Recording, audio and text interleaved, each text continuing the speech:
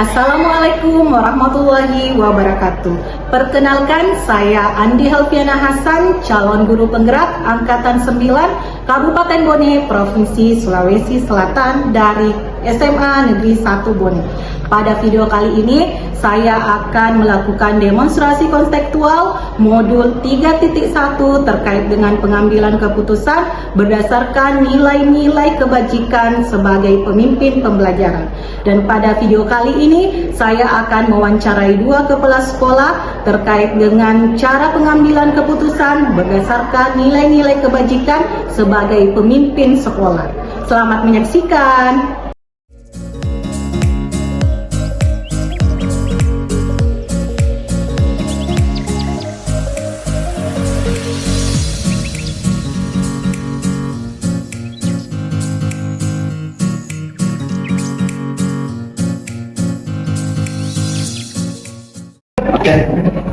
Assalamualaikum warahmatullahi wabarakatuh. Waalaikumsalam warahmatullahi wabarakatuh. Bagaimana kabarnya hari ini, Pak? Ya, alhamdulillah baik dan sehat. Alhamdulillah.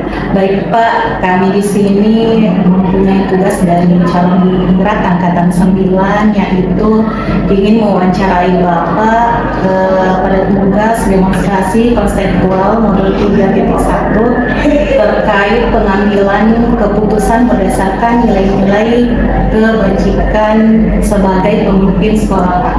Dan tentunya Bapak mempunyai banyak pengalaman selama ini selama memimpin sekolah, apalagi Bapak mempunyai pengalaman memimpin beberapa sekolah, kan? Ya, tentunya pada sekolah ini juga mungkin ada kasus-kasus yang pernah Bapak selesaikan. Adapun pertanyaan saya, Pak, ada beberapa poin nantinya yang akan saya tanyakan. Dan yang pertama yaitu bagaimana Bapak dapat mengidentifikasi antara kasus dilema etika atau bujukan moral, Pak? Oh iya, saya terlebih dahulu menyampaikan bahwa saya memang sudah memimpin 4 sekolah, dan semua 4 sekolah itu beda-beda semua. Dan saya ibaratkan kepala sekolah itu ibarat sopir mobil, nilai mobil lain cara kawan, tapi pada dasarnya tujuannya sama. Ya, ini untuk pertanyaan tadi, kasus dia lima etika dan bukan moral. Nah, kalau kita mendapat hal seperti ini, itu kita harus berpikir dengan spontanitas untuk mengambil keputusan yang cepat. Dan kenapa? Kasus-kasus seperti ini itu harus ditangani. Ada kalanya kasus ini diambil keputusan sendiri ataupun dilibatkan dari teman. Ya, untuk kasus dilema etika, yaitu kita harus melihat dulu apa tujuan daripada mengambil keputusan itu. Baru kita mengambil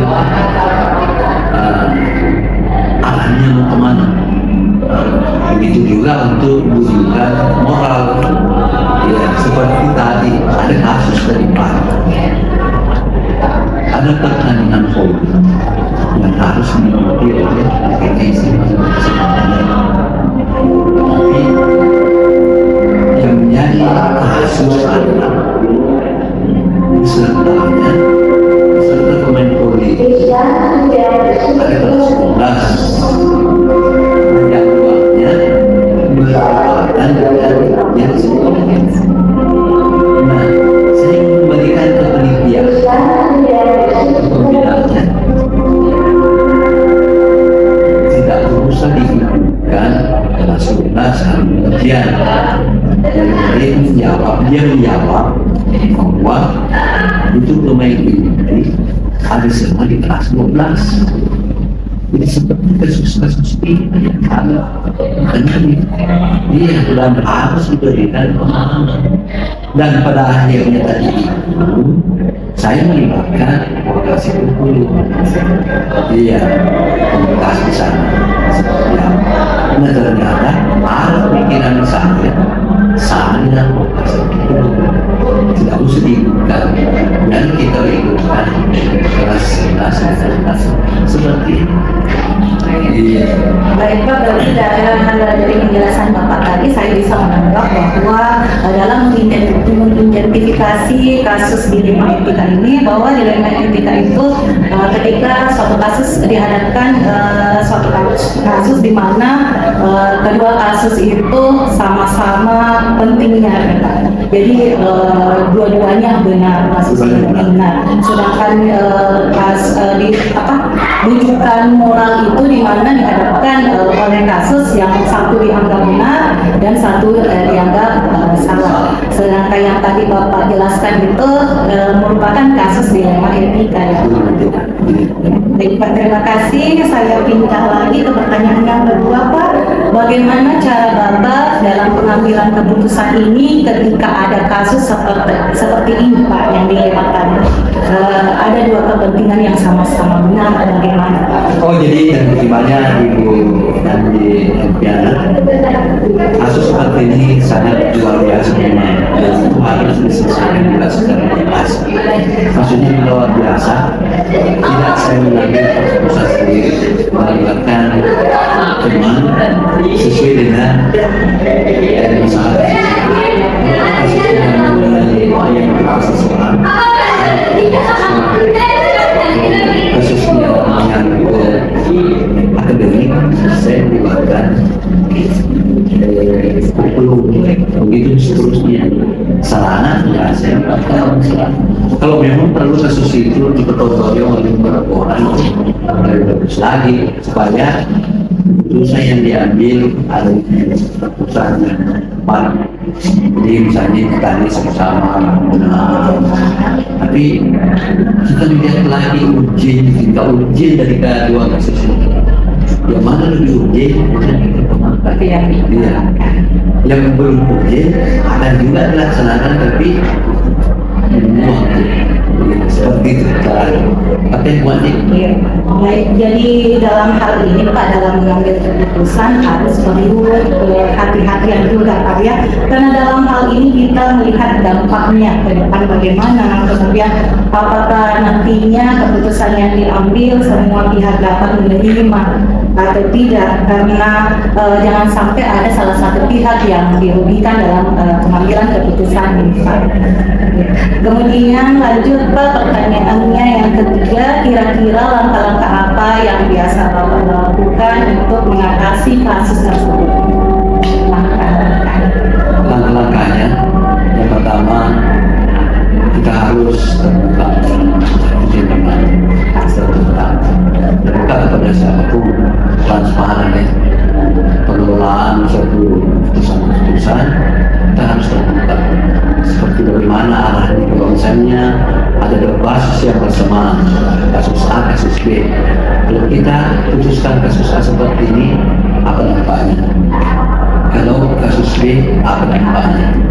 Ya, makanya itu memerlukan memang dua pikiran dari teman-teman yang bisa diminta pikiran. Saya kira seperti itu.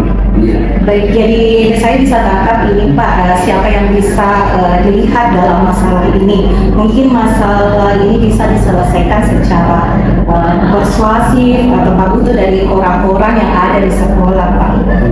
Bahkan mungkin bisa saja ada kasus bisa jika kasusnya itu berat bisa melibatkan orang di luar sekolah.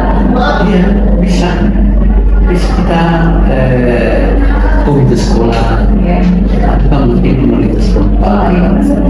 Kalau kasus itu berhubung tidak bisa diselesaikan di sekolah, ya kan ada pihak kepolisian.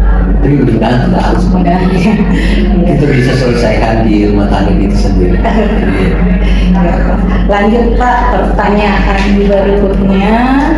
hal-hal apa saja yang dianggap efektif dalam pengambilan keputusan Pak, seperti kasus tadi, misalnya dilema ada dua kepentingan sama-sama, benar Pak? Kira-kira hal apa yang dianggap efektif dalam pengambilan keputusan seperti itu?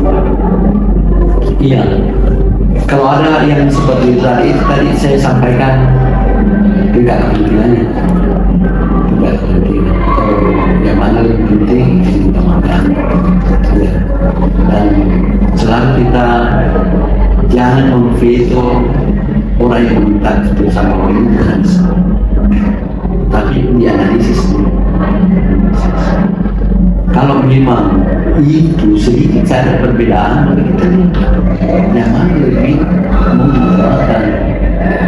Misalnya menyangkut strategi untuk misalnya apa untuk mengambil menentukan kelulusan misalnya, ya itu nanti kita minta pendapat dari teman-teman.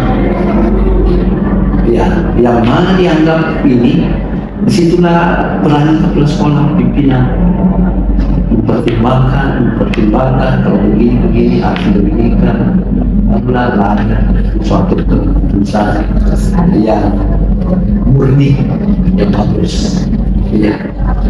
Jadi hal yang dianggap efektif Pak dalam pengambilan keputusan ini dibutuhkan yang tadi analisis.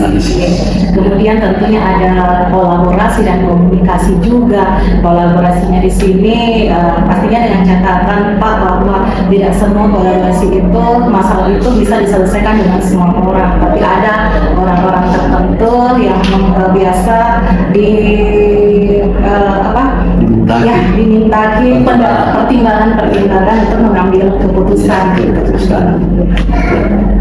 Kemudian pertanyaan selanjutnya Pak, dalam menangani kasus apa kira-kira tantangan yang dihadapi dalam pengambilan kasus tersebut?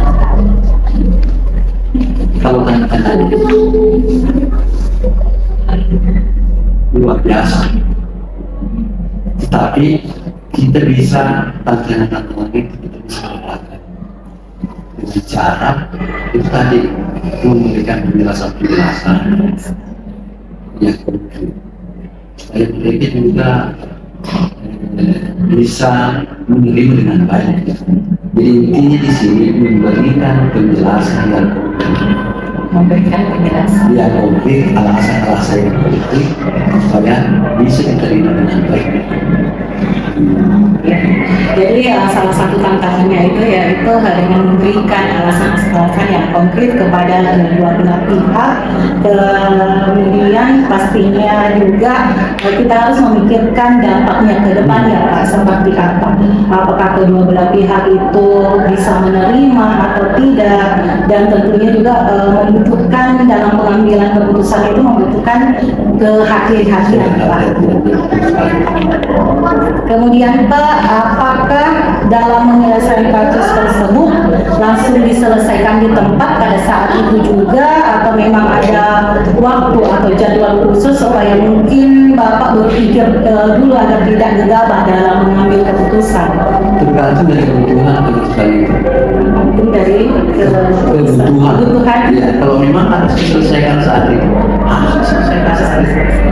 Kalau memang masih ada waktu untuk berpikir, kita pilih saya dulu, berikanlah kami kesempatan. Karena semua hal-hal yang diambil suatu keputusan itu kan pasti ada dasar-dasarnya. Jadi harus dipertimbangkan, tergantung tadi itu, tergantung dari kasusnya. Kalau memang harus diputuskan pada saat itu diputuskan. Kalau tidak ya jangan dulu. Berarti tergantung sikon ya Pak ya. Iya. Jadi kalau memang kasusnya bisa diselesaikan pada saat itu juga, ya kita selesaikan pada saat itu juga. Tetapi kalau memang kasusnya agak berat, ya kita memerlukan waktu untuk berpikir dahulu solusi apa yang terbaik untuk menyelesaikan masalah ini agar keputusan yang diambil tidak salah. Tidak salah. Pertanyaan selanjutnya Pak, di dalam keputusan ini adakah orang yang membantu Bapak dalam mengatasi masalah seperti tadi yang disebutkan Pak? Ya pasti kita membutuhkan, karena memang kan mengambil keputusan harus dari demokratis juga ya. Tidak boleh kita mengambil sesuatu keputusan apalagi kalau ini kebijakan tidak tinggi.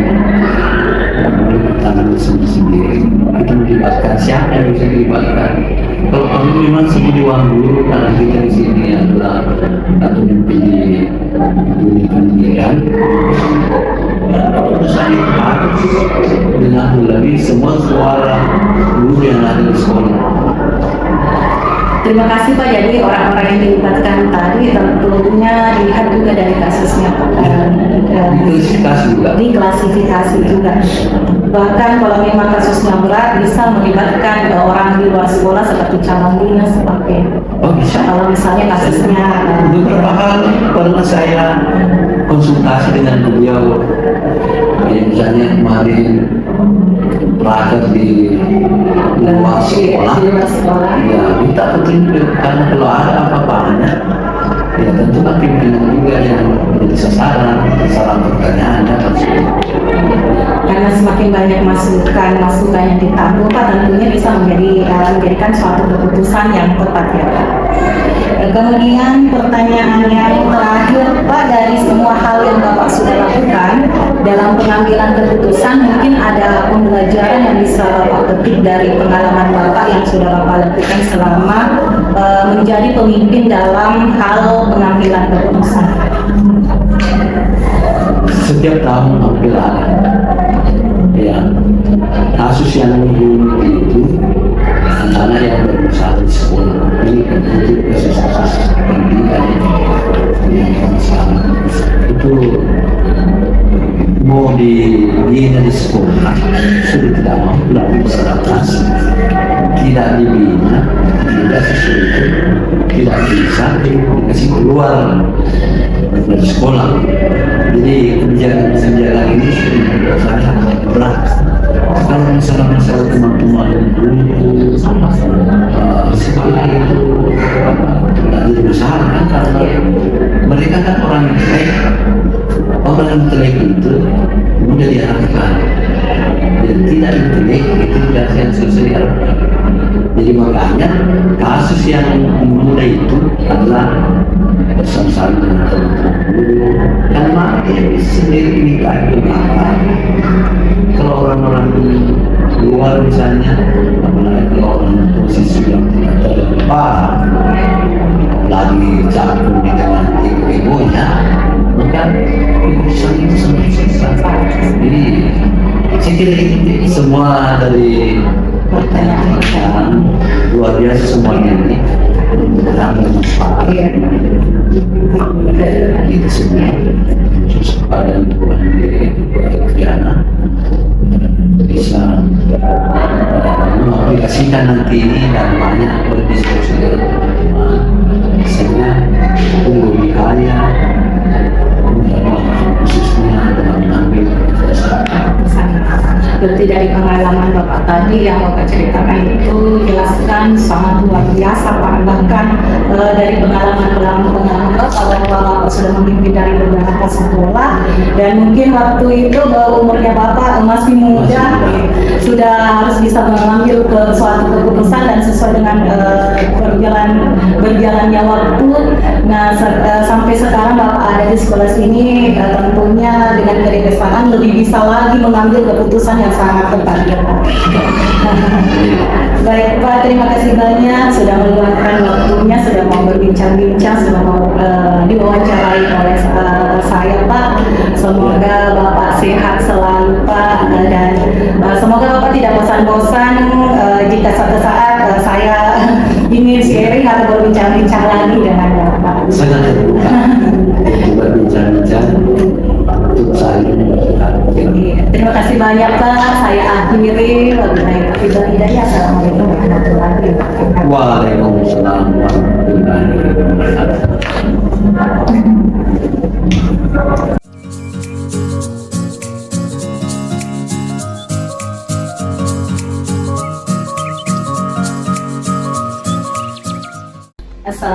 warahmatullahi wabarakatuh, Pak. Waalaikumsalam warahmatullahi wabarakatuh. Ada bisa sama Bu Andi. Iya. Bagaimana kabarnya hari ini, Pak? Baik, sehat, alhamdulillah. Alhamdulillah. Baik, Pak, di sini kami selaku CGP Angkatan 9 Kabupaten Bone. Kami mempunyai tugas dari LMS, Pak, yaitu demonstrasi konseptual modul 3.1 terkait dengan pengambilan keputusan berbasis nilai-nilai kebajikan sebagai pemimpin, Pak. Iya. Ya, jadi kedatangan saya di sini, Pak, untuk mewawancarai Bapak dalam kaitannya dengan pengambilan keputusan sebagai pemimpin di sekolah Bapak. Tapi sebelum saya mewawancarai Bapak, siapa tahu Pak ada perkenalan singkat sedikit yang terkait dengan Bapak. Silakan, Pak. Terima kasih banyak Bu Andi ya.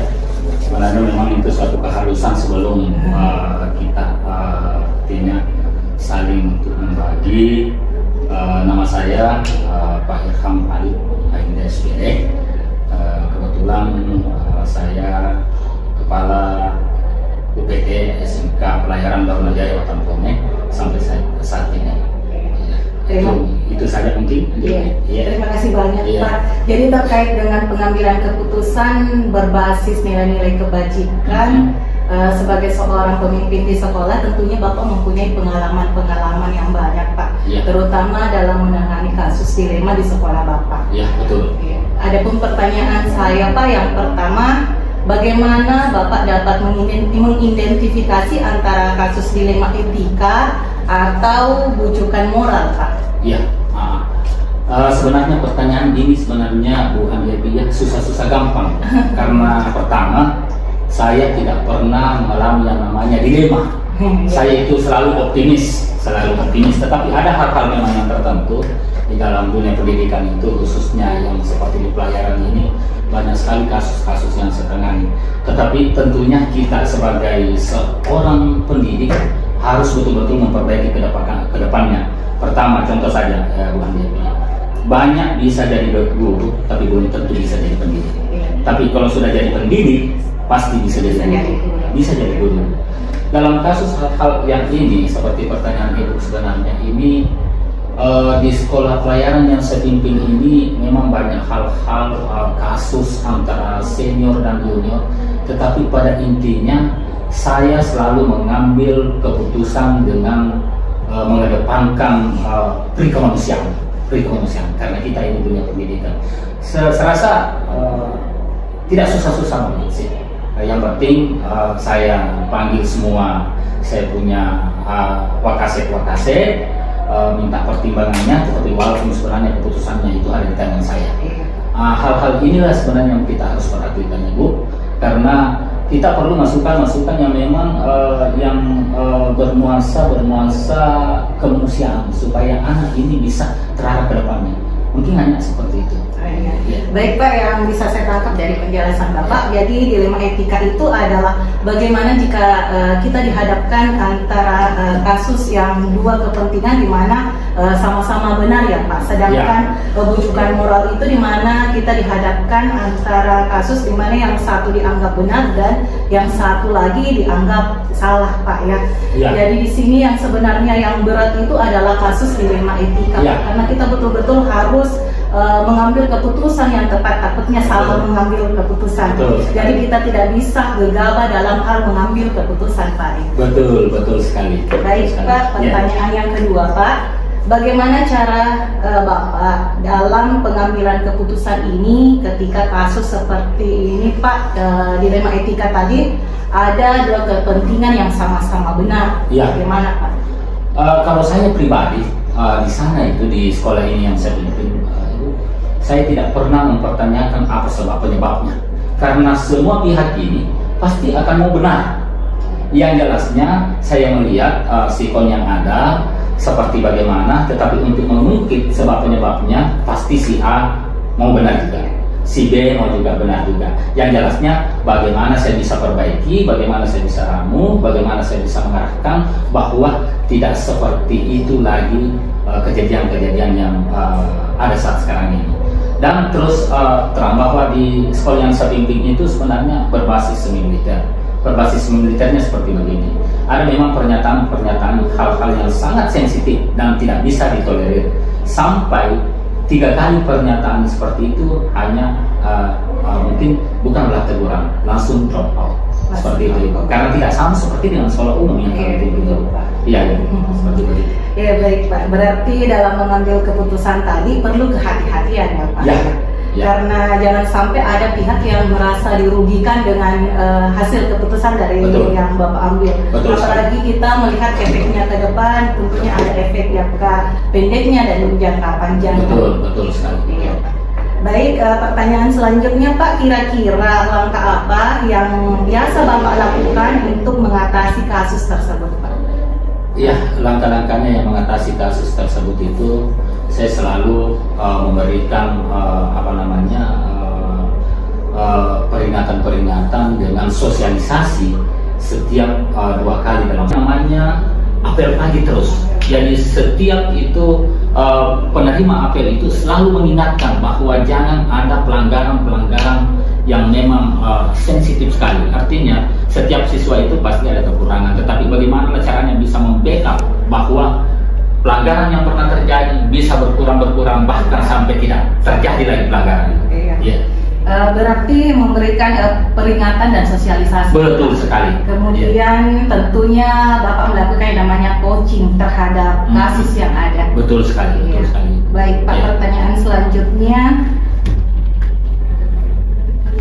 hal-hal apa saja yang dianggap efektif dalam pengambilan keputusan Pak, seperti kasus tadi misalnya ada dilema etika, ada 2 kepentingan yang sama-sama benar Pak. Kira-kira apa yang dianggap efektif dalam pengambilan keputusan tersebut Pak? Efektif itu kalau saya itu sebenarnya saya memimpin sekolah pelayaran ini sangat bijak sebenarnya, sangat bijak. Efektifnya itu begini, seorang anak peserta didik itu harus ada hubungan emosional kepada sekolah dengan orang tua. Kalau anak kita mau dilihat berhasil harus ada kerjasama. Contoh saja yang saya berikan ini, Ibu Andi. Pernah ada kasus di sana, ini si anak sangat bandel. Artinya gurunya mungkin boleh dikatakan kalau bahasa Makassarnya atau Bugisnya patoton. Tetapi saya berpikir bagaimana caranya mengantisipasi ini anak. Jadi dengan jalan saya mungkin berpolitik, tapi berpolitik demi kebaikan dan kebajikan ini si anak. Saya datangi orang tua tersebut. Tolong Pak, ada anak saya mungkin jam 7.30 itu anak saya sampai jam 4. Tetapi jam 4 sampai seterusnya anak Bapak. Bagaimana caranya ini kira-kira si A ini bisa menyelesaikan pendidikannya dengan normal di sana. Dengan catatan tolong bantu saya Pak. Orang tuanya menjawab, ini contoh saja ya pengalaman saya. Bagaimana caranya Pak Capsek bilang begini, kalau datang si anak ini saya mau langsung cubit. Karena saya mau lakukan seperti saat sekarang ini, kemarin saya khawatir jangan sampai Bapak Haji keberatan. Bilang bagaimana caranya Pak? Bilang, ini mungkin bagusnya Pak kita tanda tangani pernyataan ini bahwa ada materinya ada begini. Kalau sampai di sekolah tersebut saya mau apakan yang penting tidak kita keberatan. Alhamdulillah anak-anak ini jadi dengan kerjasama orang tua dengan kepala sekolah dengan guru yang ada sekarang ini. Sekarang anak-anak sudah jadi akpol. Padahal bandelnya itu luar biasa. Dan sampai sekarang itu pun rahasia masih terjaga di saya dengan orang tuanya. Itulah cara saya yang efektif. Iya. Berarti Pak bisa saya tangkap bahwa jadi perlu komunikasi dan perlu sekali Bu, perlu sekali. Keberhasilan anak-anak itu jangan hanya dibebankan seorang guru saja, tidak boleh. Harus ada hubungan kerjasama antara orang tua dengan guru. Kapan tidak kerjasama, ya itu saya rasa berpikir itu boleh dikatakan sekian persen saja. Kalau dulu di zaman kita mungkin ini, kalau ada persoalan di sekolah datang ke orang tua, kita yang dimarahin. Tapi di zaman sekarang ini beda karena adanya hak asasi manusia dan keterbatasan. Salah sedikit guru yang disalahkan, padahal tujuan kita baik. Ya mungkin caranya, mungkin pandangannya orang kan berbeda-beda. Iya.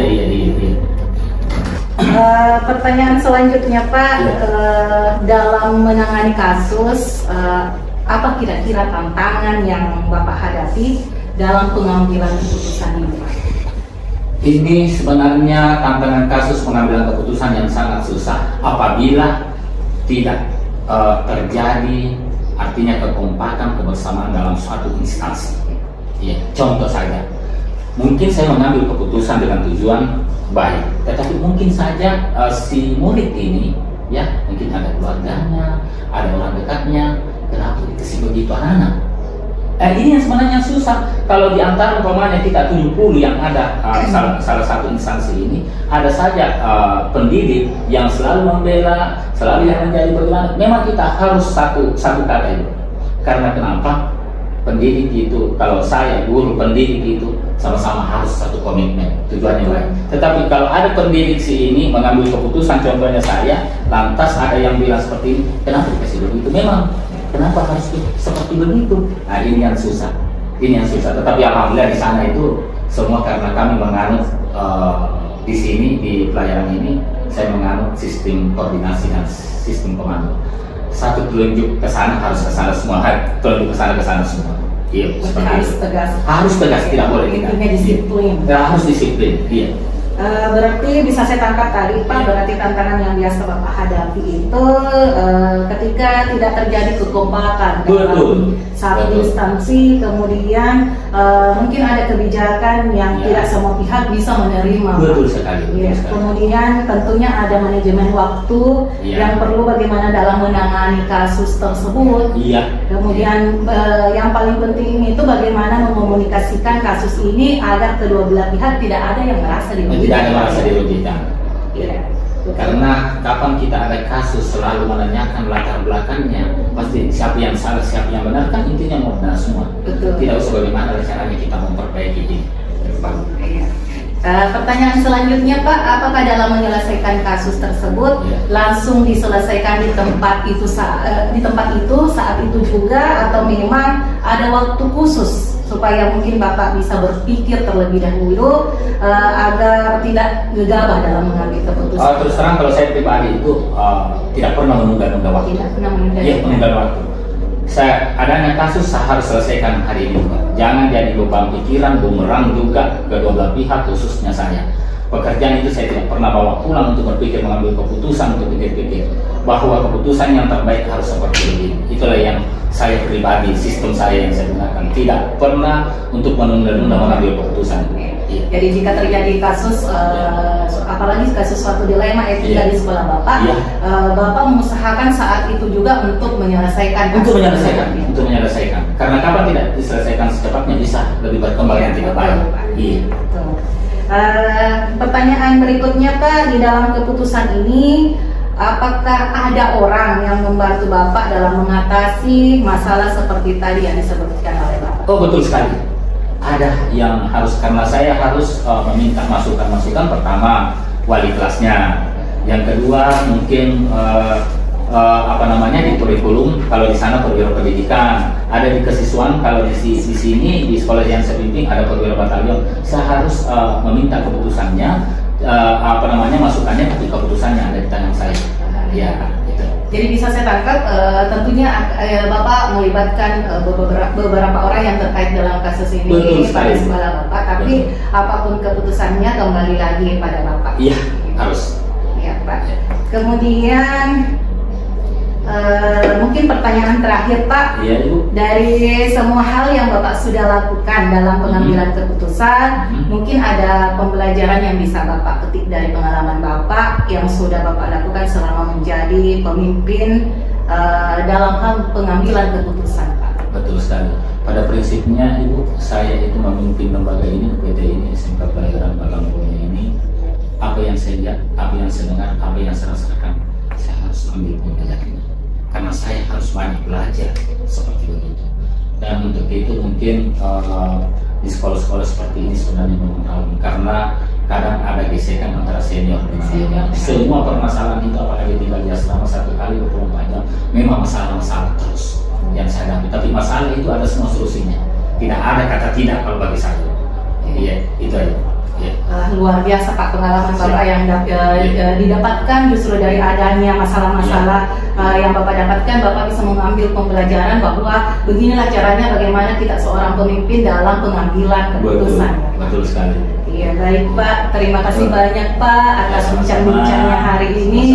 Semoga saya secara pribadi Pak banyak bisa mengambil hal-hal yang positif Siap, dari Bu, siap. penjelasan Bapak Siap. tadi. Ini merupakan suatu pencerahan bagi Iya. saya Pak dalam mengambil suatu keputusan. Ya, dan ini yang saya sampaikan, ini pengalaman pribadi saya. Pengalaman pribadi saya tidak ada yang saya tambahi, saya bercerita sesuai dengan kenyataan pengalaman saya, itu yang saya sampaikan kepada ibu. Iya Pak. Iya. Terima kasih banyak Iya. Pak. Besok-besok kalau saya mau wawancara Oh Bapak, siap, saya siap, boleh, ibu, Pak? siap. Terima kasih banyak, Siap, Pak. ya, sukses ibu ya, Bu ya. Iya Pak, terima kasih terima banyak. Saya akhiri Pak. Wabillahi taufiq wal hidayah. Assalamualaikum warahmatullahi wabarakatuh. Terima kasih banyak. Waalaikumsalam warahmatullahi wabarakatuh. Ya.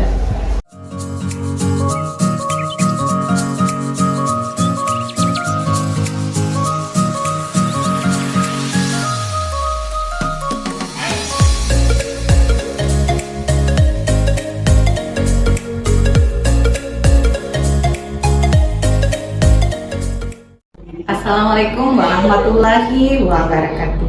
Ketemu lagi dengan saya Andi Alfiana Hasan, calon guru penggerak angkatan 9 Kabupaten Bone, Provinsi Sulawesi Selatan dari SMA Negeri 1. Pada video saya kali ini, saya sudah melakukan kegiatan demonstrasi konseptual modul 3.1 terkait dengan pengambilan keputusan berbasis nilai-nilai kebajikan sebagai pemimpin di sekolah. Saya telah melakukan wawancara kepada 2 kepala sekolah, ada Bapak Dr. Andes Muhdar MPD selaku Kepala UPT SMA Negeri 1 Bone, dan ada Bapak Ilham Halil SPD selaku Kepala SMK Bandunga Jaya Bone. Sekian dan terima kasih. Salam guru penggerak, tergerak, bergerak, dan menggerakkan. Wabillahi taufiq wal hidayah. Assalamualaikum warahmatullahi wabarakatuh.